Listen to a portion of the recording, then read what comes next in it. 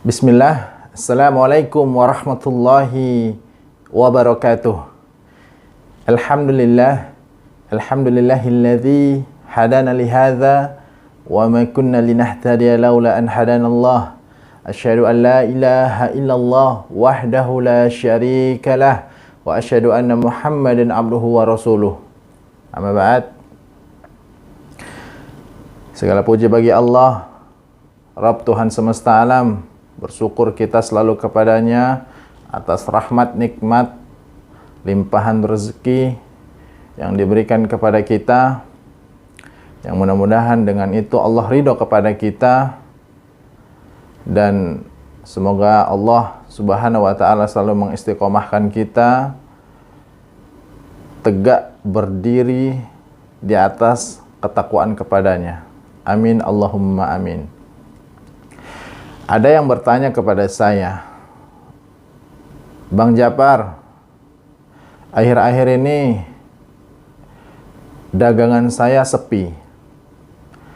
Apakah sepinya dagangan atau usaha bisa diganggu oleh syaitan dari bangsa jin? Baik, bismillah, saya coba menjawab. Teman-teman sekalian yang semoga dimuliakan oleh Allah Subhanahu wa ta'ala, berikut adalah pengalaman kisah nyata. Ada sebuah tempat usaha kuliner,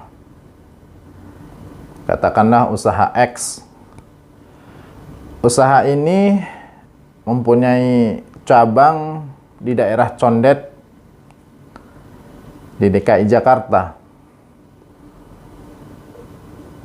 Pengunjungnya sangat ramai di sana.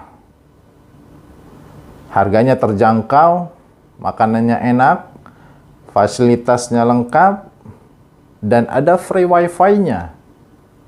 Tentu, siapapun yang berkunjung di sana sudah pasti betah dan ingin berlama-lama. Tetapi ada sebuah keanehan. Ketika dia buka cabang di kota Bogor dengan menu, kemudian komposisi makanan dan racikan yang sama dengan cabang lain di daerah Condet, itu sepi oleh pengunjung. Lalu saya tanyakan, apakah di dalam usaha ini karyawannya itu suka keluar masuk? Iya, benar Bang Japar. Lalu saya tanya kembali, apakah di usaha yang saat sedang dijalani ini banyak cicak yang bertebaran atau kecoa, bahkan tikus? Iya, ada. Sudah diusir berkali-kali, namun datang lagi. Nah, ingat, perhatikan teman-teman sekalian, cicak adalah hewan fasik yang apabila kita membunuhnya, kita niatkan karena Allah, maka kita akan mendapatkan pahala. Cicak bisa ditunggangi oleh syaitan dari bangsa jin untuk melancarkan aksinya, untuk melakukan keburukan-keburukan kepada orang yang dijadikannya target.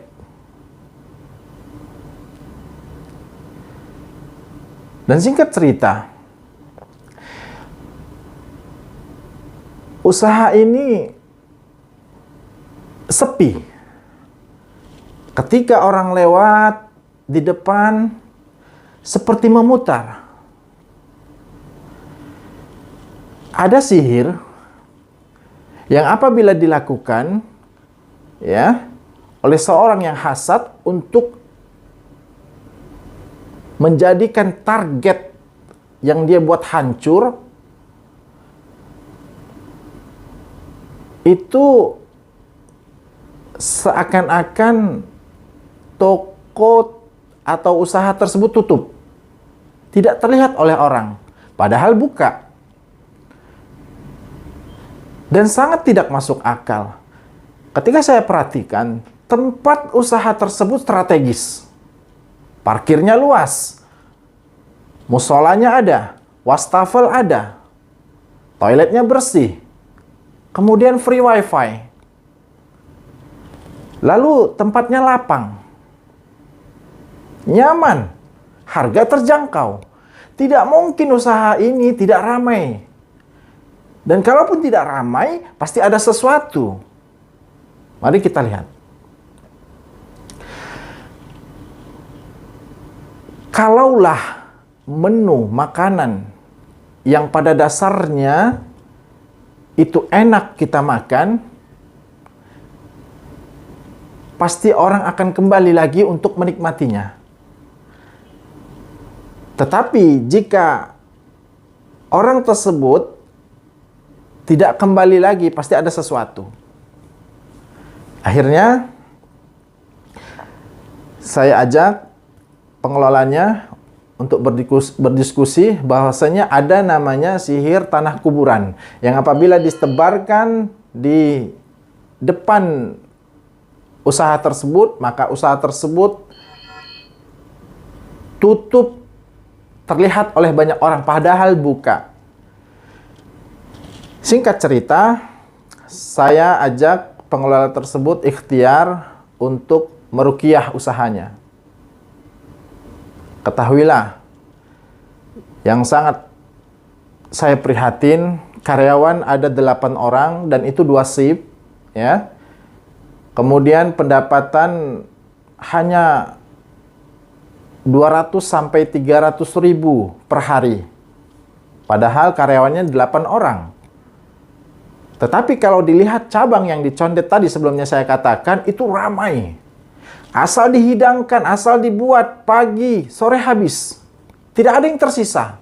Habis. Karena memang enak. Saya sendiri pribadi pernah merasakan makanan dan minuman yang berada di sana. Masya Allah. Nikmat. Nyaman. Dan saya pribadi betah berlama-lama di sana. Akhirnya singkat cerita saya ruqyah tempat usahanya. Kemudian saya ajak, saya panggil, kumpulkan karyawannya semua.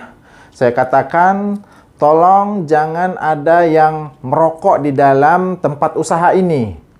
Karena itu akan menguatkan syaitan atau orang-orang yang hasad yang ingin melancarkan sihirnya kepada usaha ini.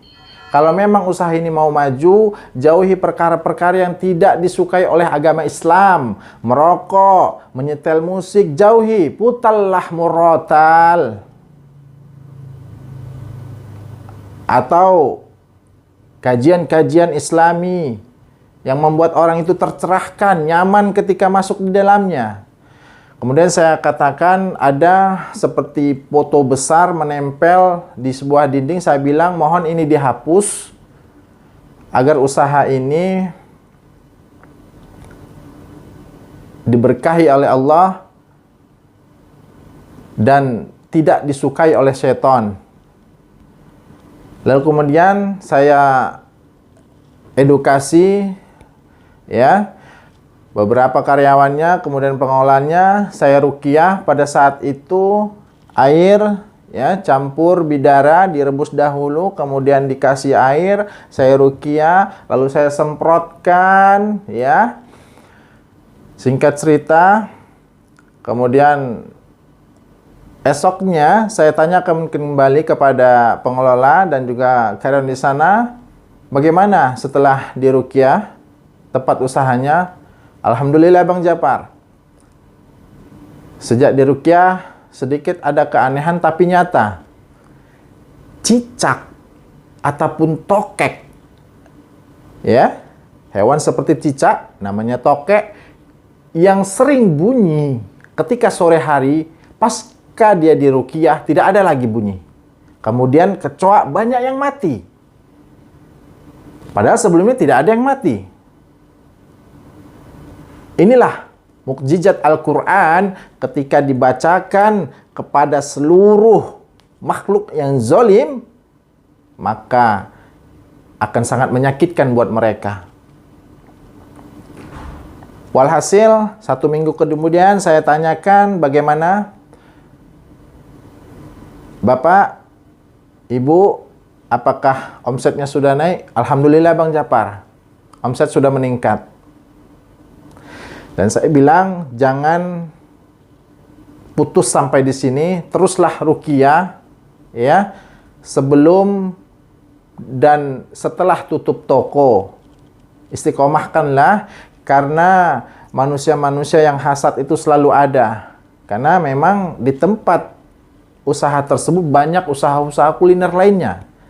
Wallahu a'lam bishawab, kita tetap dalam hal ini